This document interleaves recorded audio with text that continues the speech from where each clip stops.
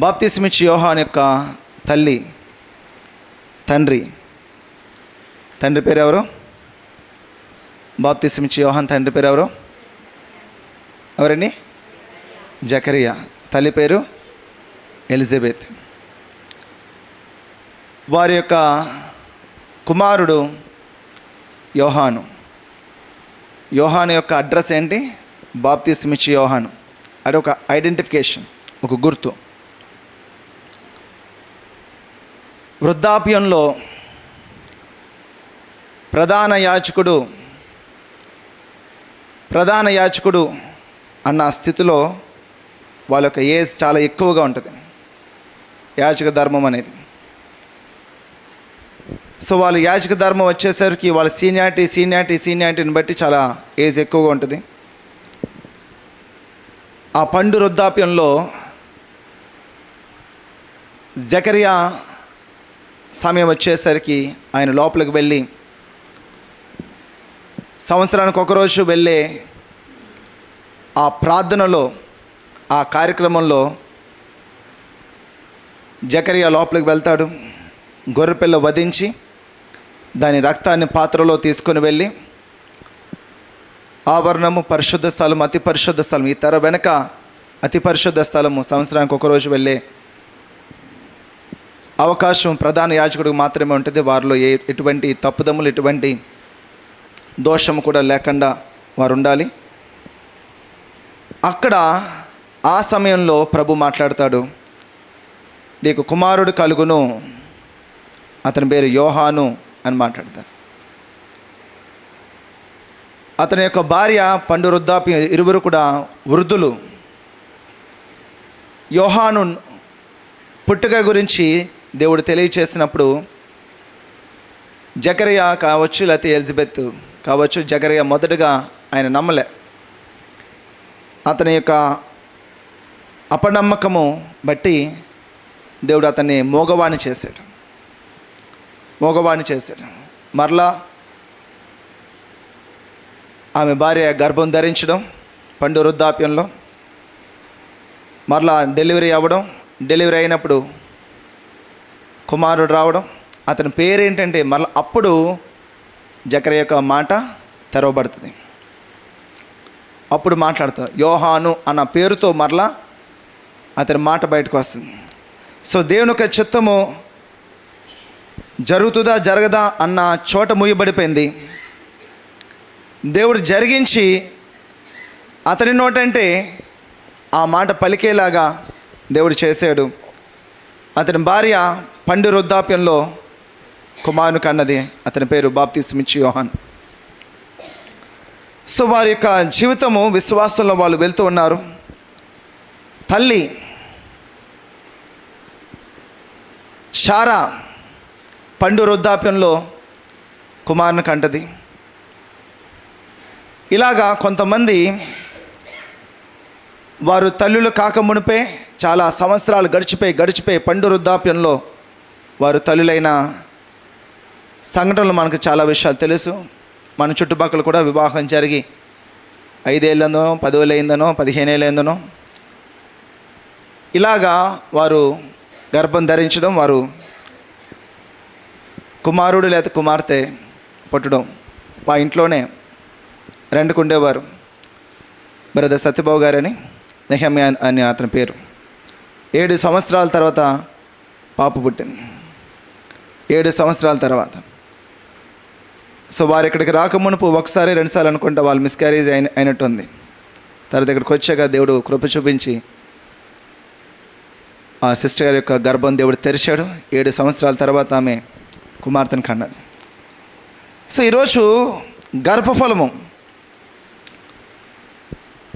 దేవుడు ఈ లోకంలో తన కుమార్తెల్ని ఈ లోకంలో తీసుకురావడం అనేది దేవుని చిత్తము. గర్భఫలం యెహోవాయిచ్చు బహుమానము. సో ఆ గర్భఫలాన్ని దేవుడు మనకిచ్చిన రీతిగా ఆ తల్లి, ఆ స్త్రీ తల్లిగా మారుతుంది. మదర్స్ చాలా జాగ్రత్తగా గుర్తుపెట్టుకోవాలి. దేవుని చిత్తము మీ గర్భంలో ఉంది అన్న విషయం మీరు గ్రహించుకోవాలి. దేవుని చిత్తము మీ చేతిలో ఉన్నారు అన్న విషయాన్ని మీరు గ్రహించుకోవాలి. దేవుని చిత్తము, దేవుడు మనల్ని నమ్మి ఈ లోకాన్ని తీసుకుని వచ్చాడు. ఎలిజబెత్ 6 నెలల గర్భవతి అయిన సమయంలో మరియను కలుసుకోవడానికి వెళ్ళినప్పుడు మరియతో పలకరించాడు.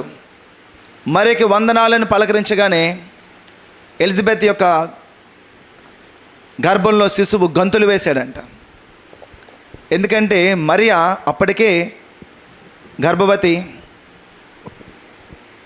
మరియ కన్నా 6 నెలల ముందు ఎలిజబెత్ గర్భవతి. గర్భంలో గంతులు వేశాను. దేవుడు ఆమె సంతానం ఇచ్చారన్న సంగతి ఆ కడుపు నెలలు నిండే వరకు, ఎదుటి వాళ్ళు గుర్తించే వరకు కూడా ఆమె చెప్పడానికి సిగ్గుపడింది. వృద్ధాప్యురాలు అంటే అమ్మమ్మ అని పిలిచే ఏజ్లో ఆవిడ అమ్మ అని పిలిచే స్థితిలో ఉంది. ఆమె పిలిపించుకునే స్థితిలో ఉంది. అడిగి ప్రార్థన చేసి ఇంకా విసిగి చెందో, లేకపోతే ప్రభు ఇస్తాలే లేకపోతే లేదులే అని విడిచిపెట్టేసో, విశ్వాసం కోల్పోయో, లేకపోతే ఏది ఏమైనప్పటికీ కూడా దేవుడు వారి గర్భాన్ని అప్పుడు తెరిచాడు. ఇది ఎందుకు ఇలా జరిగింది అనేది మనకు తెలియదండి. కానీ దాని వెనక ఒక కారణం ఉంటుంది అన్న విషయం మనం గుర్తించుకోవాలి. ప్రతిదానికి సమయం కలదు. ఆ సమయంలో ఆ కార్యం జరగాలి. సో ఈరోజు ఈ మదర్స్ డే విషయంలో మదర్స్గా మీరు మదర్ అయిన దినం నుంచి, ఒకవేళ మీరు మదర్ అవుతున్న విషయం గురించి మీరు ఆలోచించే ముందు ప్రభు సన్నిధిలో దానికి మనం సిద్ధంగా ఉన్నామా లేదా అనేది మొదట మనం సరిచూసుకోవాలి. ఆత్మీయంగా కావచ్చు, మానసికంగా కావచ్చు, శారీరకంగా కావచ్చు, అన్ని విషయాల్లో మనం సిద్ధంగా ప్రభు యొక్క చిత్తంలో ప్రభు ఈరోజు ఈ కార్యం చేస్తాడు అని అనుకున్నప్పుడు మనం సిద్ధంగా మనం ఉండాలి. విశ్వాసంలో మనం ముందుకు వెళుతూ ఉండాలి. దేవుడు వారి విషయమే ప్రభు గొప్ప కార్యాలు వాళ్ళు చేస్తాడు. ఈరోజు ఈ విషయాలు మనం మాట్లాడుకుంటున్నాం. మనము దేవుని యొక్క చిత్తంలో కొన్ని విషయాలు, ఆ తల్లికి ఉన్న లక్షణాలు, తల్లి అనిపించుకునే స్థితిలో మనం ఉంటున్నప్పుడు ఎలాగ మనం ముందుకు వెళ్తాం. ఒక స్త్రీ, ఆమె వివాహం జరిగింది. వివాహమైన తర్వాత కొన్ని దినాలకి కొన్ని సమస్యల రీత్యా, కొన్ని కుటుంబ ఇబ్బందుల రీత్యా, కొన్ని మానసికంగా చాలా ఒత్తిడికి గురయ్యి మైండ్ అప్సెట్ అయిపోయి పరాగ్గా మాట్లాడడం మొదలెట్టింది. పరాగ్గా మాట్లాడే స్థితి నుంచి తాను కొట్టుకునే స్థితికి వెళ్ళిపోయింది ఆమె. ఆ స్థితికి వెళ్ళిపోయే సమయానికి ఆమె గర్భం ధరించింది. ఈరోజు ఆ స్థితిలో ఆమెకి దేవుడు గర్భం తెరిచి ఏం చేశాడు అనుకుంటారు. ఒకవేళ చూసిన వారందరూని, ఈమెకున్న శ్రమలో ఇదో శ్రమ అంటారు కదా. చూసిన వాళ్ళందరూ అనుకుంటారు ఈమె మైండ్ అప్సెట్ అయిపోయి పరాగ్గా మాట్లాడడం, కొట్టుకోవడం, లేకపోతే దగ్గరికి ఎవరైనా వస్తే కొట్టడం, లేకపోతే ఆమె కొట్టుకోవడం, అటువంటి పరిస్థితుల్లో ఆమె బయటకు వెళ్ళడం, లోపలికి రావడం, ఏం తింటున్నారో ఏం చేస్తున్నారో, అటువంటి పరిస్థితుల్లో దేవుడు ఆమె గర్భం తెరిచారు. చూసిన వారు ఏమనుకుంటారు, ఈమెకున్న శ్రమల్లో మళ్ళా ఇది ఒక శ్రమ. కానీ దేవుని ఒక ఉద్దేశాలు మనం ఆలోచించాలి. ప్రతి ఒక్కరి విషయంలో కూడా దేవుడు తన చిత్తము కలిగి ఉన్నాడు.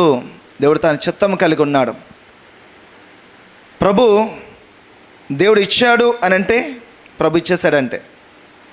దాన్ని కాపాడే బాధ్యత ఆయనదే. ఆయన సన్నిధిలో విశ్వాసంతో మనం ఎదురు చూడాలి. వాక్యానుసారంగా మనము మన జీవితాన్ని కట్టుకోవాలి. వాక్యానుసారంగా మన జీవితాన్ని కట్టుకునే సమయంలో ప్రభు ఎప్పుడు ఇవ్వాలో అప్పుడు దాన్ని ఇచ్చేస్తాడు, కార్యం చేస్తాడు. సో ఈరోజు మదర్స్ చేసే యొక్క త్యాగము, తల్లులు చేసే యొక్క త్యాగము,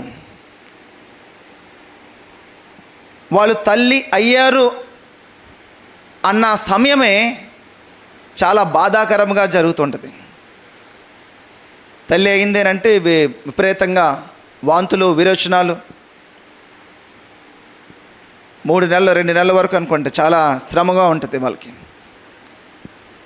చాలా శ్రమ ఉంటుంది.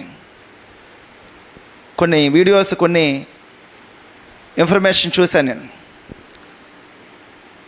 ఆ ప్రారంభ దినాలు లోపల ఉన్న బేబీ మొదటి 2-3 నెలలు అవయవాలతో కూడుకుంటుందంట. అంటే బేబీ ఫామ్ అవుద్ది ఆ బాడీ పార్ట్స్ అన్నిటితో కలిపి. ఆ ఫామ్ అవుతున్న సమయంలో బయట ఉన్న తల్లి చాలా శ్రమ పడుతుంటుంది, చాలా శ్రమ పడుతుంటుంది.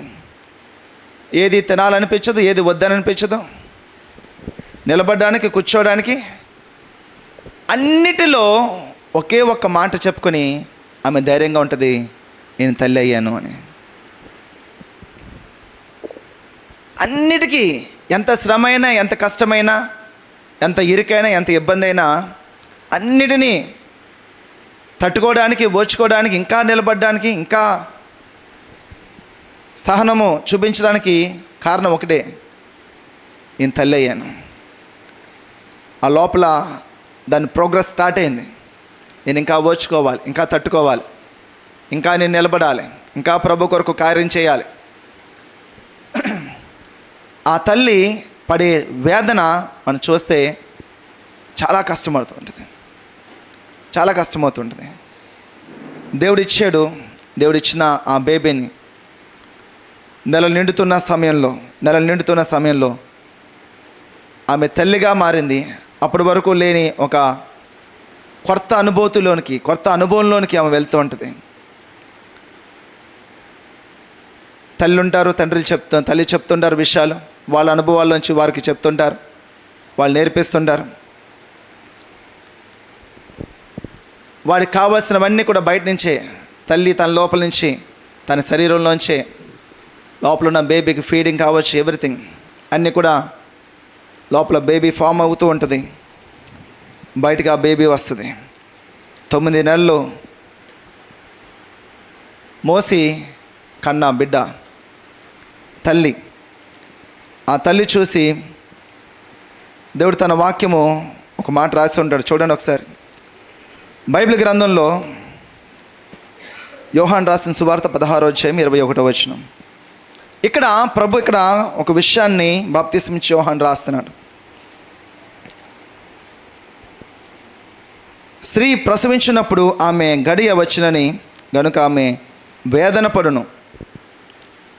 పడుతుంటుంది. దేవుడు తల్లి అనే స్థితిని దేవుడిచ్చాడు. వేదన అనేది దేవుడు, ఒకవేళ ఆదాము అవ్వ వారిరువురు ఒకవేళ పాపం చేయకపోయి ఉండుంటే, దేవుడితో అదే సంబంధాన్ని కొనసాగించుంటే వేదన అనే మాట లేకుండా సంతోషమైన మాట ఒకటి రాయబడును. దేవుడిచ్చింది ఎప్పుడు కూడా అది సంతోషకరంగా, సమాధానకరంగా ఉంటుంది. కానీ అది వేదన, బాధ, ఇరుకు, ఇబ్బందిగా అది ఉండదు. అది మనం చేసుకున్నది. దేవుడు మనకిచ్చిన మంచి జీవితాన్ని పాడు చేసుకున్నారంతే. ఏదైనా తోట దేవుడిచ్చి ఆదాము అవ్వలకి హ్యాపీగా ఉండమని చెప్తే వారు దాన్ని పాడు చేసుకున్నారు. ఇప్పటికీ కూడా దేవుడు మనకి ఇచ్చిన జీవితాన్ని పాడు చేసుకున్న వాళ్ళు అనేక మంది. దేవుడు మొదట వారికి ఏ స్థితి ఇచ్చాడో ఆ స్థితిని జ్ఞాపకం చేసుకుంటే దేవుడికి థ్యాంక్ఫుల్గా ఉంటామండి, సంతృప్తి కలిగి ఉంటాం. కానీ వచ్చిన సమస్య ఏంటంటే దేవుడు వాళ్ళని ఏ స్థితిలో ఉంచాడో వారిని చూడడం మానేసి పక్క వాళ్ళని చూస్తూనే ఉంటారు. వాళ్ళు ఇతరులను కంపేర్ చేసుకుంటూనే ఉంటారు. లేకపోతే ఇంకా ఏదో చెయ్యాలని తపన పడుతూనే ఉంటారు. గురి కలిగి ఉండడం తప్పు కాదు, కానీ ఇంకా ఇంకా ఏదో చేయాలి అత్యాశకి మనం వెళ్ళడం అనేది పాపము, అత్యాశ. సో ఈరోజు ప్రభు సన్నిధిలో వారు నిందారహితులుగా ఉండుంటే ఈ వేదన అనే మాట లేదు.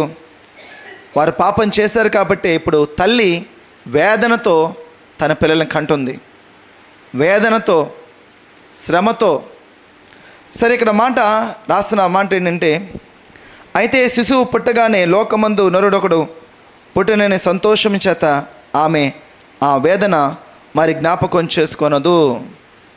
వెంటనే మర్చిపోతారంటే, వెంటనే మర్చిపోతారు. ఎందుకంటే ఒక శిశువు ఈ లోకానికి వచ్చాడు, స్త్రీయో పురుషుడో లేకపోతే బాబో పాపం ఈ లోకానికి వచ్చాడన్న వార్త వినగానే ఆమె నొప్పులన్నీ కూడా, వేదన అంతా కూడా మర్చిపోద్ది. అటువంటి గొప్ప ప్రేమ దేవుడు ఆ తల్లికి ఇచ్చాడు. ఆ తల్లికి సొంతమైంది అది. అది అనుభవించిన వాళ్ళకే తెలుస్తుంది, అనుభవించిన వాళ్ళకే తెలుస్తుంది. సో ఈరోజు ఆ మదర్ అవ్వడానికి, మదర్స్ డేలో మదర్ అవ్వడానికి ఆమె అంత వేదన పడుతుంటుంది, అంత కష్టపడుతూ ఉంటుంది. మరి వారు ఉన్న ఆ కష్టము, ఆ శ్రమ జీవితాంతం ఉండదు. కానీ బిడ్డని లోకాన్ని తీసుకొచ్చాము అయిపోయింది అని రిలాక్స్ అవ్వకూడదండి. ప్రతి విషయంలో కూడా తల్లి తన బిడ్డ విషయంలో 7 నెలలు, ఒక స్త్రీ గర్భం ధరించిన తర్వాత 7 నెలల నుంచి ఆ తల్లి యొక్క మాటలో లోపల శిశువు వింటాడంట, ఏం మాట్లాడుతున్నారా అని. అటువంటి టెక్నాలజీ లేకపోతే అటువంటి కృప దేవుడు ఇచ్చాడు 7 నెలల నుంచే. సో ఈరోజు మనం ఎక్కడి నుంచి మనం వాక్యం బోధించవచ్చు? లోపల ఉన్న శిశువుకి 7 నెలల నుంచే వాక్యం బోధించవచ్చు. 7 నెలల నుంచే వాళ్ళకి ప్రార్థన నేర్పించవచ్చు. 7 నెలల నుంచే వాళ్ళ యొక్క ఆలోచన మనం మార్చచ్చు. సో అటువంటి స్థితి దేవుడు మనకిచ్చాడు. ఈరోజు తల్లి అని మనం పిలిపించేసుకుంటున్నారు, కానీ ఆ తల్లికి తగినట్టుగా మనం జీవించలేకపోతున్నాం. ఆ కుమార్తెలకి మాదిరికరమైన జీవితం మనం జీవించలేకపోతున్నాం. సామెతల గ్రంథము 31వ అధ్యాయము 14వ వచనం చదువుదాం. వర్తకపు వాడులు దూరం నుండి ఆహారం తెచ్చినట్లు ఆమె దూరం నుండి ఆహారం తెచ్చుకొనును. ఆమె శ్రమ తన పిల్లలకి ఆహారం పెట్టాలి, తన పిల్లల యొక్క ఆకలి తీర్చాలి. నాకు అవకాశం లేదు, ఏం చేయను? నో, ఇక్కడ అవకాశం లేదు, ఇంకొంచెం దూరమా, ఇంకొంచెం దూరమా, ఇంకొంచెం దూరమా, దూరము నుండి ఆమె ఆహారం తీసుకుని వస్తుందంట. తల్లి పడే వేదన, తపన ఆ బిడ్డలు చూడగలగాలి, ఆ బిడ్డలకు చూపగలగాలి.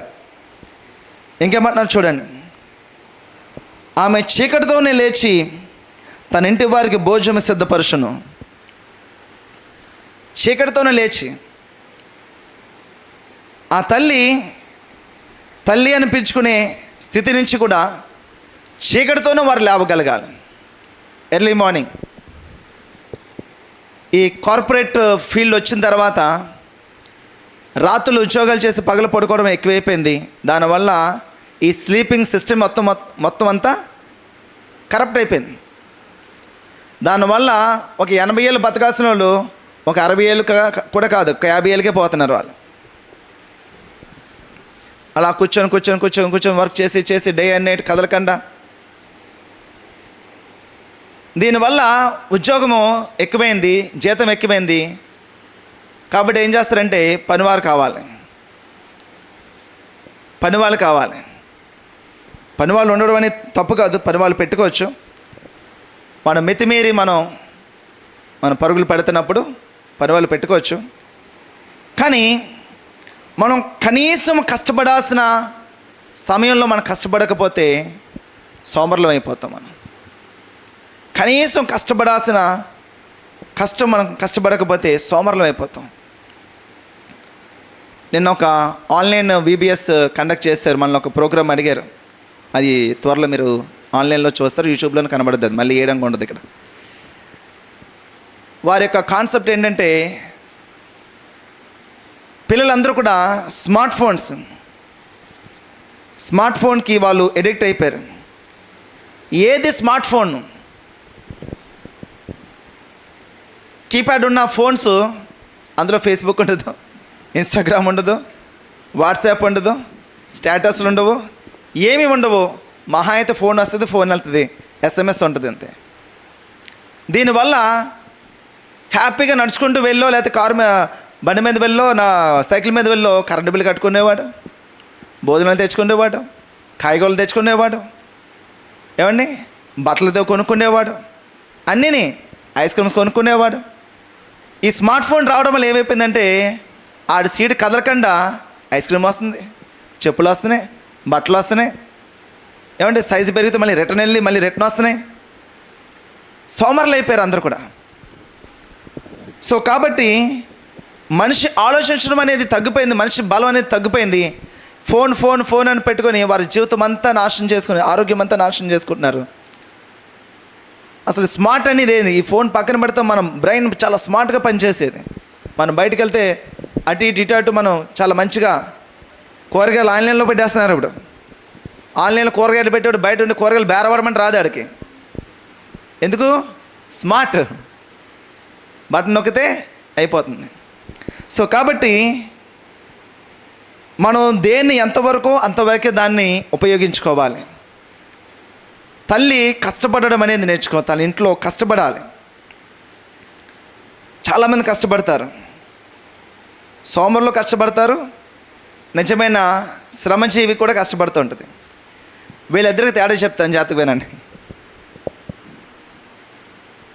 సోమరుల కష్టం లెక్క పెట్టుకుంటూ ఉంటారు. ఏదో పొద్దున 8 గంటలు లేచాను తెలుసా, 5 గంటలు లేచాను, నేను ఈ పని చేశాను, ఈ పని చేశాను, 10 గంటలకి ఇదేం లేను, అక్కడికి వెళ్ళాను, ఇక్కడికి వెళ్ళాను, ఇచ్చేసాను. కాబట్టి ఇప్పుడు నేను కూర్చుంటాను, కాబట్టి ఇప్పుడు నీకు కదలను, నేను ఎంత చేశాను అని పడుకుంటారు.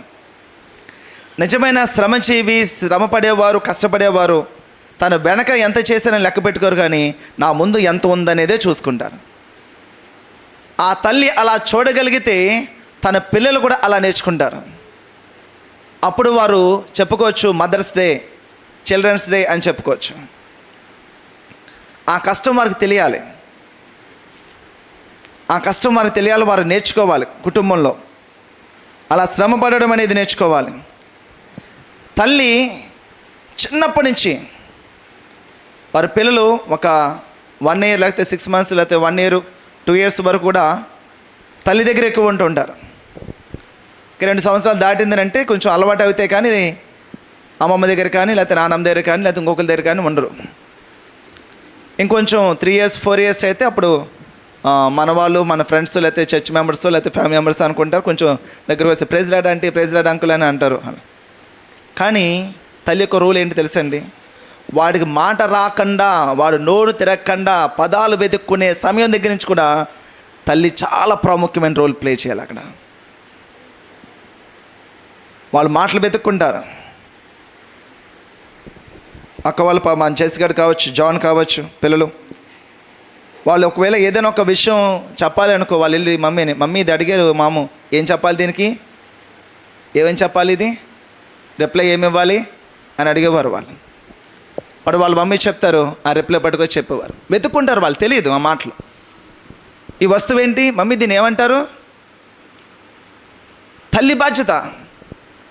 తల్లి అయిపోయామని కాదు, మీరేమనుకోవద్దు, బయట జంతువులు కూడా తల్లి అవుతున్నాయి. కనేస్తే, వదిలేస్తే, పాలు ఇచ్చేస్తే, పెంచేస్తే, అలా ఊరిమే పడేస్తే వాళ్ళ ఇష్టానుసారంగా వెళ్ళిపోతుంటాయి.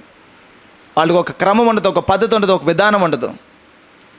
దేవుడు మనుషులుగా దేవుడు మనల్ని చేశాడు. మనకు ఒక పద్ధతి ఉంది, మనకు ఒక విధానం ఉంది. దేవుడు ఒక క్రమం పెట్టాడు. బైబిల్ సెలవిస్తుంది, క్రమము కానిది అక్రమము. ఎప్పుడైతే క్రమం తప్పిందో అది అక్రమంలోకి వెళ్ళిపోతుంది.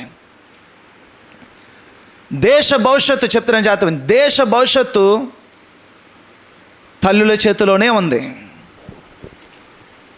తల్లుల చేతిలోనే ఉంది. మా ఓడు స్కూల్లో బాగానే ఉన్నాడు కానండి, కాలేజీకి వెళ్ళాక పాడైపోయాడు అంటాడు. మరి పాడైపోతే మీరేం చేస్తున్నారు? వాడు పాడైపోలేదు, అప్పుడు పాడైపోలేదు, ముందు నుంచే పాడైపోయాడు వాడు. కాలేజీకి వెళ్ళాక బయటకు వచ్చాయి అన్నమాట. పెద్దోడు అయ్యాడు కదా, ఇప్పుడు మాట్లాడే దమ్ము వచ్చింది. ఇప్పుడు తెలియదు ఆ విషయాలు. వాడికి బలం వచ్చాక, ఎదిరించే కెపాసిటీ వచ్చాక అప్పుడు బయటకు వస్తుంటాయి అవన్నీ విషయాలు. తర్వాత ఏం చేస్తారు? ఆ చిన్నప్పుడే, ఆ మొక్కలో ఉన్నప్పుడే వాడు వేసే వెకిలి వేషాలు, మాట్లాడే వెకిలి మాటలు అన్నీ కూడా సంబరంగా వింటూ ఆ మాటలు ఒక స్థితికి వెళ్ళిపోయిన తర్వాత, పాస్టర్ గారు మా వాడి కోసం ప్రార్థన చేయండి అంటారు.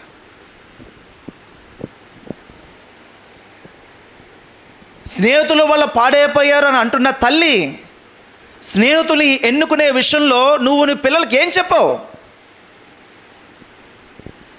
ఏమని నేర్పించావు? వాళ్ళు ఎలా మాట్లాడితే వీరు ఎలా మాట్లాడాలని చెప్పావు. ఎవరికి దగ్గరగా ఉండాలని నేర్పించావు. దేనిని వాళ్ళు వినాలి, దేనిని వారు వినకూడదని ఏం చెప్పావు నువ్వు? అందులో నువ్వు ఫెయిల్ అయ్యో, అందుకే వారు వాళ్ళకి కనెక్ట్ అయ్యారు. తల్లి అనే విషయంలో కనేసామంటే వరకు కాదండి. కనేయడం అని ఎవరైనా కనేస్తారు, కనడం ఇంపార్టెంట్ కాదు. మదర్ రోల్, మీరు ప్రేమిస్తూనే, దయ చూపిస్తేనే, ఎక్కడ వాళ్ళని హెచ్చరించాలో, ఎక్కడ వాళ్ళు బెత్తం పట్టుకోవాలో అక్కడ పట్టుకోకపోతే రేపొద్దున వాళ్ళు బెత్తం పట్టుకుని మీ మీదకి వస్తారు. రోజు ప్రార్థన చేద్దాం ప్రతి ఒక్కరు కూడా. దేశ భవిష్యత్తు తల్లుల మీద ఉంది, తల్లుల మీద ఉంది, తల్లుల మీద ఉంది. ప్రభా, నా కుటుంబాన్ని కట్టుకునే కృప నాకు దయచేయి. నా బిడ్డల కోసం ప్రార్థన చేసే కృప నాకు దయచేయి. ప్రార్థన చేయండి ప్రభా, నీ జ్ఞానము నాకు దయచేయి ప్రభా.